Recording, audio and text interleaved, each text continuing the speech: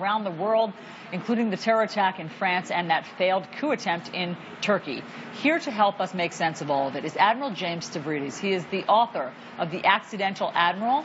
He is a former Supreme Allied Commander of NATO and is currently the Dean of the Fletcher School of Law and Diplomacy at Tufts University. Admiral, thanks so much for being here with us.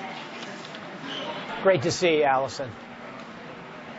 So, Admiral, you know, we're so consumed with all of this terrible news that's coming out of Baton Rouge and Dallas, where these police officers were killed. But explain to us why Americans do need to focus on what's going on in Turkey and what the situation is there this morning.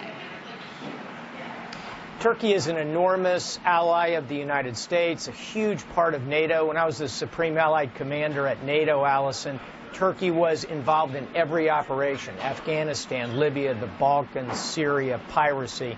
So to see a nation that big, that important, embedded in a critical region, go through a major coup is a shocking development. And we ought to be concerned back here, because if Turkey slips into a position of real instability, Allison, it's going to be Katie bar the door on waves of refugees moving across Europe. We're not at that point. I don't predict that. The authorities seem to be in control, but there are knock-on impacts that are significant here. Well, but Admiral, authorities do seem to be back in control, but they're arresting scores and scores of people. What's happening there this morning? Allison, they're not arresting scores of people. They're arresting thousands of people. I think the current number is 6,000, trending up. 3,000 jurists, judges, and about 3,000 military. Put that on a population-adjusted basis. That's a day in the United States where 25,000 people have been rounded up. We ought to be very concerned about that from a human rights perspective, because there are concerns that the Erdogan administration will use this coup as an opportunity to cleanse the virus of, frankly, opposition to the Erdogan administration. We need to encourage Turkey to be rational, judicial, and judicious in how they approach this crisis.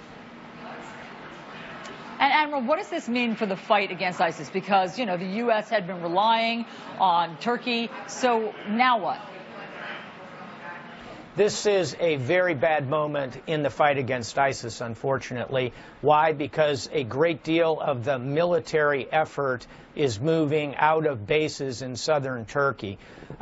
We do have other alternatives to continue the fight, but the freezing of cooperation along that border, I think, is a real possibility as our Turkish colleagues sort through the challenges. Secondly, Allison, the Turkish military itself will be consumed with investigations, retribution, arrests. They will lose their effectiveness as a fighting force in this. So one of the real winners here, if there's any winner in a coup, is going to be the so-called Islamic State.